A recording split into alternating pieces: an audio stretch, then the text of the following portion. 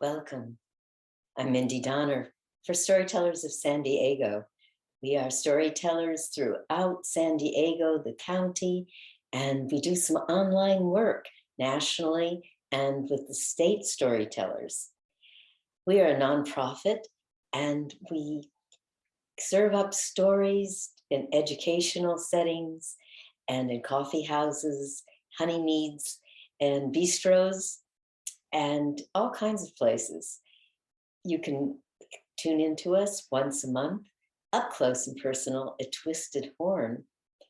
And this recording is in support of our friends at Eclipse Chocolate Bar and Bistro in South Park in San Diego. That's on Ivy and Fern Streets. And they serve everything from brunch through dinner, have a fine wine bar, and a bodega where you can buy all kinds of treats. Also, they have soft serve, my favorite, with sprinkles. And you can get another favorite of mine, vegan soups. And you can go with your meat-loving friends, and everyone can find something delectable for their meal. So on this program with me, there'll be Marilyn McPhee, David Schmidt, Catherine Hampton, with all kinds of stories, original, folk tales, perhaps literary. We'll see what comes in with this program. I'm excited.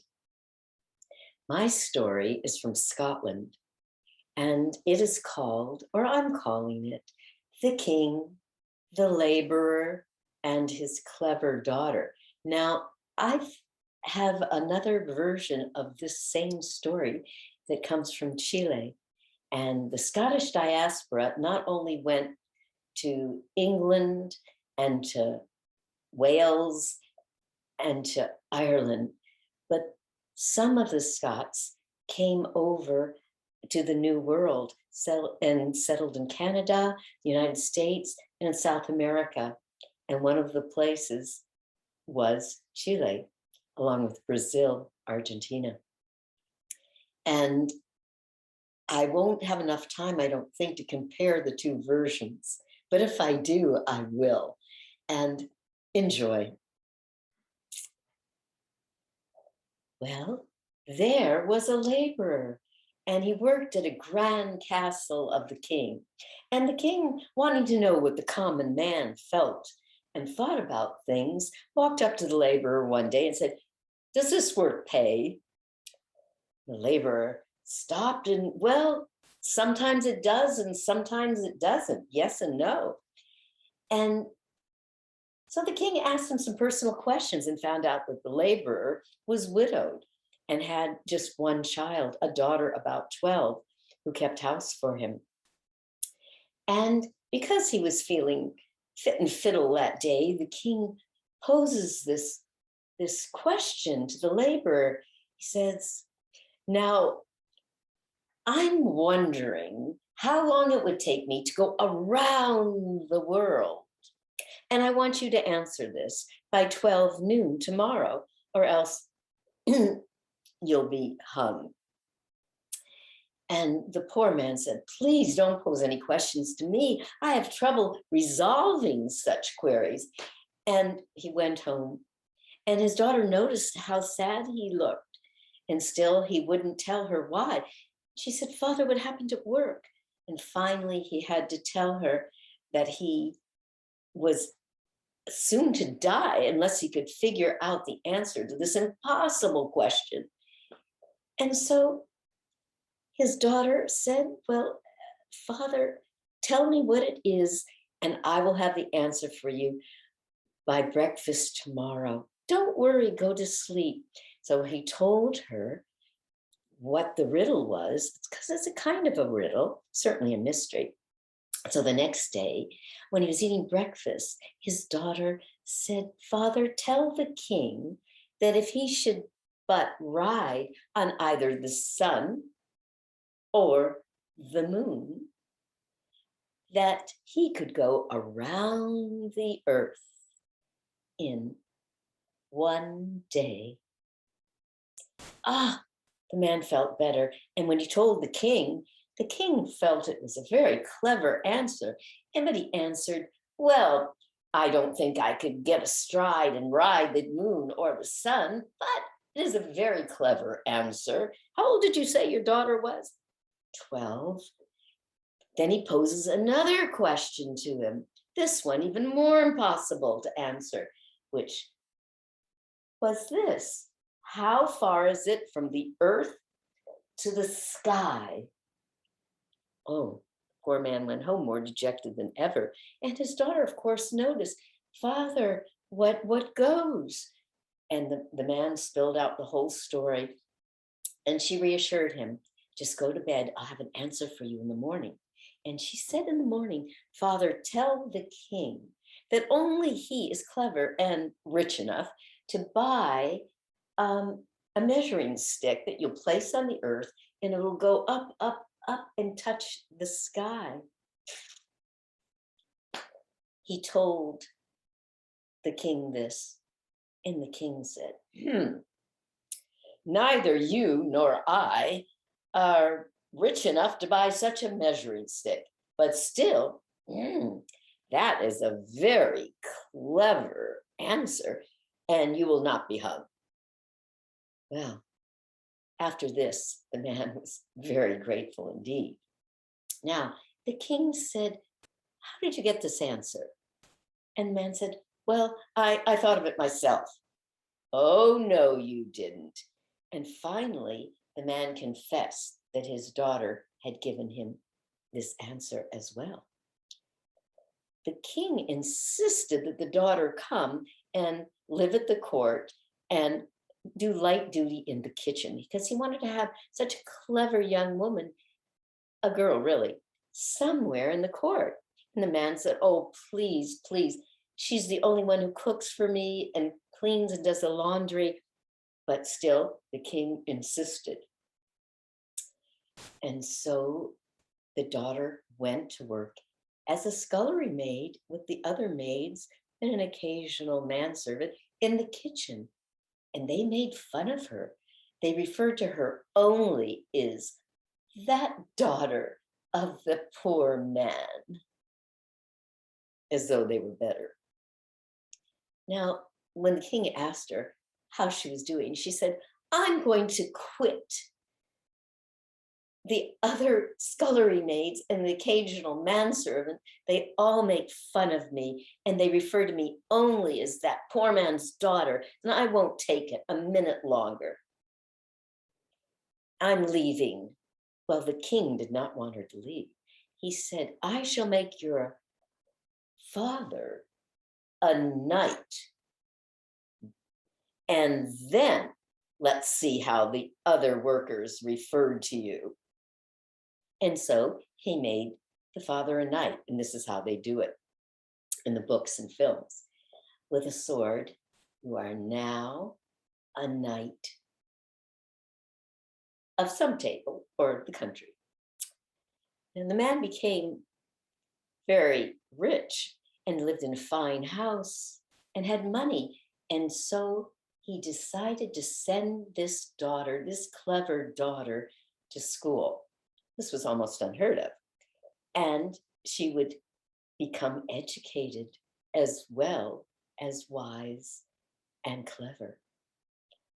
When she graduated from school, she came back to the service at the king's castle, but this time she was serving at the king's own table.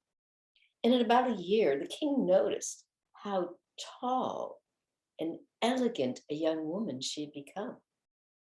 And he proposed to her. And she said right away, no, that won't do it all. The king asked, well, why is that? Well, my king, your family will object. You should have a wife from the royal circle, and I will find a husband who is fit for myself. No, the king would not hear of that. That mustn't be. He insisted she marry him. Well, for a while, she put him off, but then finally, oh, if I must, I must. And they were married. About a year later, she had given birth to a young prince whom they both loved. Now, things went along for a while, but I forgot to tell you about the prenuptial agreement. This might have been one of the first in recorded history. Before they were married, the king said, "You must agree, if you are to be my queen, that you will not oppose me, especially in public." And she had her own prenup. "Well, my king, to be, if I am banished from the castle for any reason, then I must be allowed to take 3 armfuls with me." "All right then." And they had the agreement written up. And now it wasn't very long after this that 2 men were having their time in court. And of course, the king sat head of the court, and he went and agreed with a gentleman who claimed a foal as his own that really belonged to the mayor and the man who owned it next door. But this foal happened to come through a crack in the gate and follow his old white stallion. And the king agreed that this man who owned the old white stallion really owned the foal. And so the man who had lost the foal realized that the queen was a distant relative. And he went straight to her and told her of this injustice. "Huh," she whispers to him, "this is what you must do." Don't tell. But I'm going to tell you anyway. That when the king passes outside the palace gates, there's a patch of land, and this man should bring a big pot and 3 cups of boiled peas. And he puts the peas in the pot, and as he's stirring the pot, he takes a moment off to take his hoe and dig up some earth as though he's going to plant. And the king came by, right on cue, and asked him, "My fine man, and what are you doing there with those boiled peas?" "Well, sire, I'm mixing the peas and scratching the earth so I might plant them so they might grow." "What? That is ridiculous." "Well, my sire, if an old white stallion can give birth to a foal, then these boiled peas can grow." "Humph! I know who's been meddling in my affairs. You didn't come up with that answer yourself." And he flew into a rage, and he went into the house, and he called for the queen, and she came, and he said, "You have broken our agreement, and you shall be banished for the castle forever. Prepare to go." "Oh, well, I'm sorry, sire, but do you remember our prenuptial agreement? Well, I'm allowed 3 armfuls. And dear, why don't you change into your fine robe while I'm getting myself ready to go?" The king was enraged, but he put on the robe. She said, "Dear, why don't you sit down in your royal chair and I'll prepare to go." He sits down in the chair. She picks up the king in the chair and she marches him all the way out the front door, puts down the chair.